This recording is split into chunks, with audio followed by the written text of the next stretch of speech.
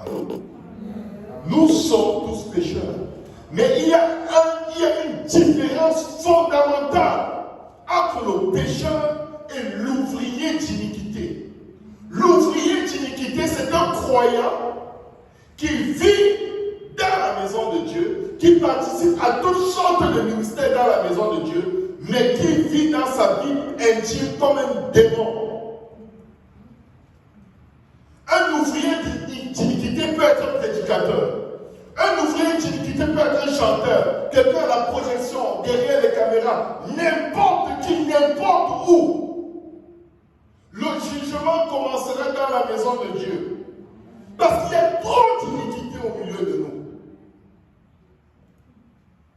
Une méchanceté, un manque de respect, une cupidité qu'on ne peut même pas imaginer dans le monde. Et on le fait en disant au nom de Jésus. Comme si en prononçant le nom de Jésus, le péché devient justice. La Bible déclare que les gens appelleront le bien mal et le mal bien. Et je vais vous dire une chose, de même qu'ils ont dit au temps de Jésus, donnez-nous Barabbas. Et pour Jésus, ils ont dit crucifiez-le. Les gens qui vivent pieusement, qui disent la vérité, qui prêchent la vérité, qui adressent chaque chose que Dieu déteste du bout de leur doigt, ils vont être détestés, ils vont être persécutés. Mais je vais vous dire une chose, s'il me reste même un souffle, même si c'est mon propre péché, je vais prêcher contre mon péché.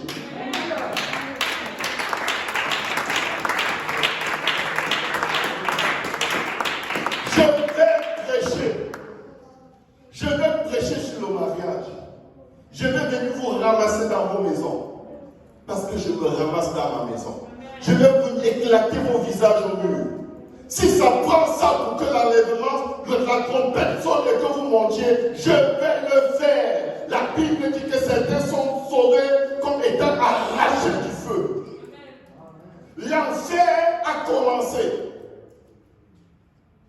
Et nous devons nous en arracher. Nous devons fuir. Nous devons résister à Satan. Nous soumettre à Dieu.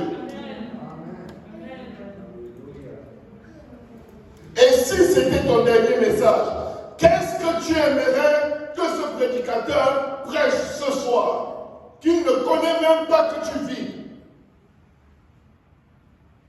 Quand on vient dans la maison de Dieu écouter la parole de Dieu, dis Seigneur, dis-moi comment sortir de mon péché. Faut pas là, tu auras, on s'en fiche. La seule chose que tu peux avoir qui est vraiment bien, que tu peux amener dans l'éternité, c'est le pardon de tes péchés. C'est le plus beau cadeau que tu as à recevoir quand tu viens ici. Donc quand tu viens ici, il faut être prêt à ce qu'on prêche sur ton péché. Et si on ne prêche pas sur ton péché, tu vas voir le pasteur, tu dis, pasteur, je ne suis pas satisfait. Prêche encore. Prêche, dis à Dieu de te dire ce que tu dois prêcher. Il y a quelque chose qui, je dois sortir de quelque chose. Peut-être je n'ai pas le courage de te dire, mais pasteur, je prie au nom de Jésus que Dieu te demande de me demander de respecter mon mari.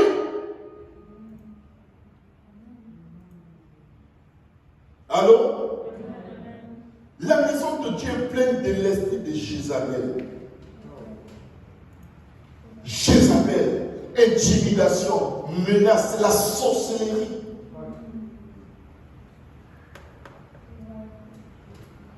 C'est dans la Bible. L'esprit de Jézabel n'a pas commencé seulement dans l'Ancien Testament. Même dans le livre de l'Apocalypse, la Bible parle de l'esprit de Jézabel. C'est un esprit d'intimidation, de menace, de contrôle. Si tu es une femme et c'est toi qui gères ta maison, tu es dans le péché, tu vas te répartir. C'est de la bêtise.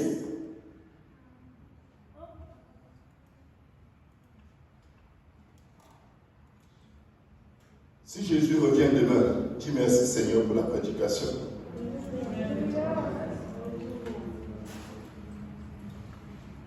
Si la trompette sonne ce soir, ou si Dieu me redemande mon âme ce soir, je vais être là avec du nom de tout le monde, du sang de tout le monde. Amen. Je dois prêcher comme si c'est ma dernière prédication. Je suis désolé si quelqu'un n'est pas content. qu'il saute de l'avion. Vous savez, à la fin du livre de l'Apocalypse, le Seigneur dit que celui qui est impur se souille encore. Hein? Ce n'est plus répandez-vous. Non, non, non, non. Ne vous répandez pas. Fichez le camp. Allez vous faire voir ailleurs. Vous n'aimez pas le royaume. Allez dans les ténèbres. Il y a de la place. Mais ceux qui sont sanctifiés, augmentez le niveau.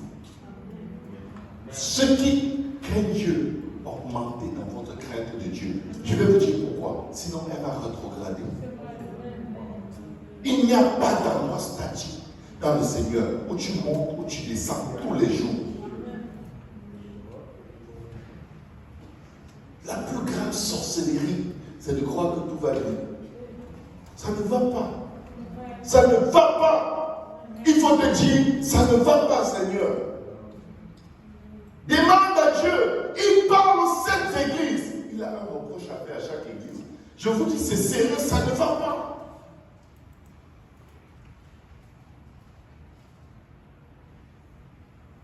Si Jésus revient demain, que veux-tu que le Seigneur mette dans mes lèvres aujourd'hui pour toi? Je suis là pour te servir. Prie là maintenant, tu m'entends? Il va te le dire comme ça. Jude. Si on peut aller dans le livre de Jude. Bien-aimé, à partir du verset 3. Si vous avez votre Bible, ouvrez dans le livre de Jude, s'il vous plaît.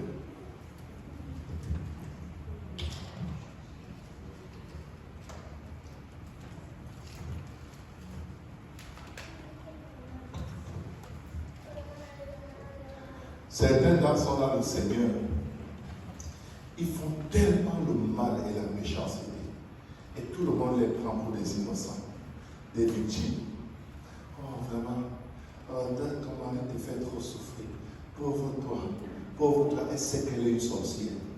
Pauvre toi, on va prier pour vous, on ne va pas prier pour vous. Tu dois te repentir. La sorcellerie. Jude 1, j'ai dit la sorcellerie, oui, j'ai dit la sorcellerie. Jude 1, c'est le seul chapitre de Jude de toute façon. Verset 3, bien-aimés, comme je désirais vivement vous écrire au sujet de notre salut commun, je me suis senti obligé de le faire afin de vous exhorter à combattre pour la foi qui a été transmise au sein une fois pour toutes.